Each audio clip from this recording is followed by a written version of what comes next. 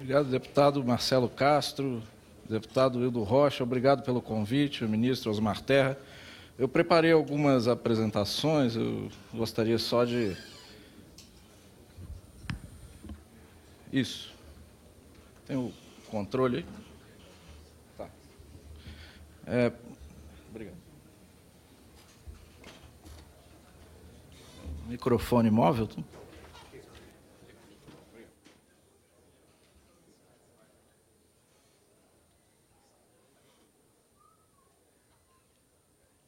Bom, em primeiro lugar, eu gostaria de só rememorar, né, o que significa basicamente a regra de ouro.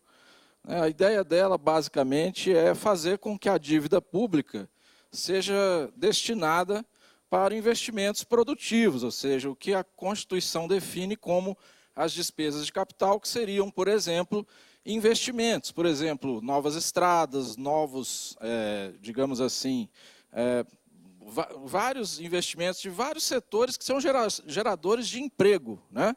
Geradores de aumento na atividade econômica, né? E aí, por conseguinte, exatamente o aumento na arrecadação, o que gera automaticamente a própria capacidade de pagamento daquela dívida. Por exemplo, novas estradas, hospitais, escolas, educação principalmente, né? Essa seria a ideia clássica da Constituição ao significar, né, ao definir a regra de ouro. O problema é que algumas normatizações mais recentes acabaram deturpando essa ideia. Por exemplo, quando se permite, né, que se faça dívida para pagar juros, por exemplo. Isso aí se colocou algumas tentativas de se legalizar isso na lei de responsabilidade fiscal e nas LDOs, em que se define grande parte dos juros como sendo atualização monetária, que é definido como dentro da rolagem. Ou seja, na verdade, dentro da rolagem da dívida, na verdade, aquilo é juros, não é rolagem. É exatamente para classificar como despesa de capital, para poder fazer dívida para pagar juros. Ou seja, é uma certa deturpação da ideia original. Só nesse caso, nos últimos anos, foram 628 bilhões de nova dívida para se pagar juros disfarçados de atualização monetária, né? E aí poderia-se ter o contra-argumento, mas a atualização monetária não é custo, é só a atualização do valor. Mas sempre que há custos, como, por exemplo, reajuste da tabela do IR, reajuste de servidores, sempre se fala, isso aí vai custar tanto. Então, na verdade, a atualização monetária realmente é um custo e deveria estar nos juros, né? Bom, eu vou passar mais rapidamente para respeitar o tempo, né? Mais uma questão que deturpou a regra de ouro significa a permissão de que se possa fazer dívida para simplesmente entesourar o dinheiro na conta única sob a justificativa de gerar um colchão de liquidez para futuramente pagar a dívida pública. O problema disso é que nos últimos anos foram 462 bilhões de nova dívida só para entesourar e deixar o dinheiro parado. Isso não é dívida, isso é tudo menos o que a regra de ouro quer, que seria o quê? Seria dívida para investimentos produtivos e não para deixar parado no caixa, inclusive gerando juros, ou seja, despesa com juros, né? A ideia, principalmente com a taxa de juros que a gente tem hoje, poderia dizer, mas está em 6,5%, mas vai ver a taxa média, o custo médio da dívida pública, quase 10% em 2018, né?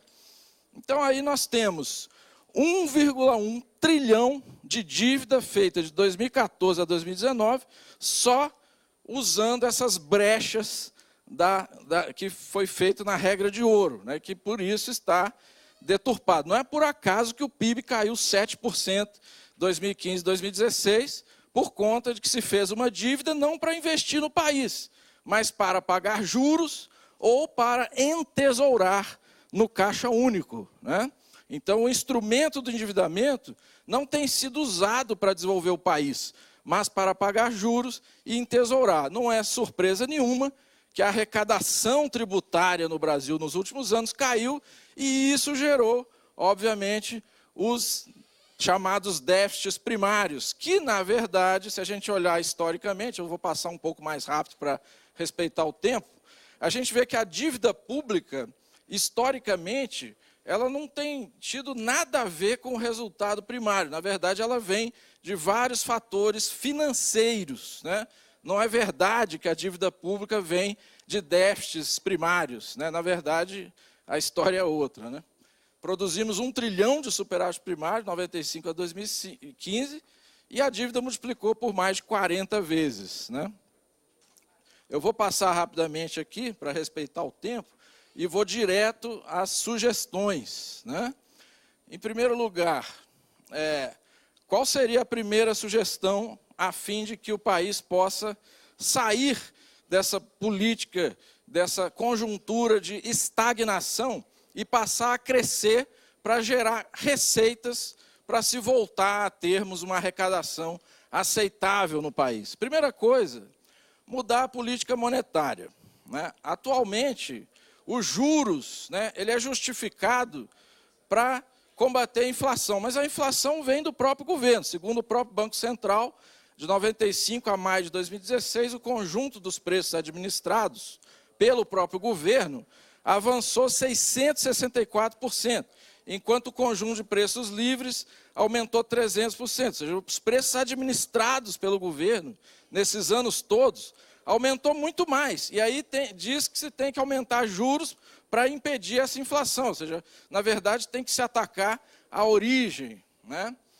E aí a gente vê que a política monetária do Banco Central, desde 2015, com juros elevadíssimos, remuneração da sobra de caixa dos bancos, mais de 1 trilhão que os bancos deveriam estar emprestando a juros baixos para as pessoas e empresas, o Banco Central recolhe, né, e remunera, sob a justificativa de que teria que combater a inflação.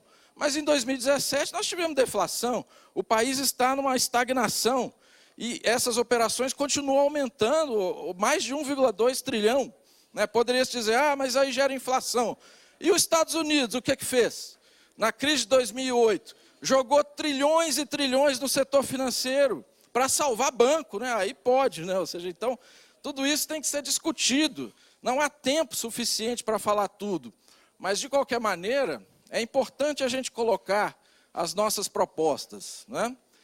Quais seriam as alternativas que existem hoje ao PLN 4? Nós temos hoje uma conta única do Tesouro no valor de mais de 1 trilhão de reais, sendo 654 bilhões operações de crédito, ou seja, dívida, 141 bilhões, resultado do Banco Central, isso em 31/12 de 2018, e 354 bilhões de outras receitas, não é novos empréstimos, não.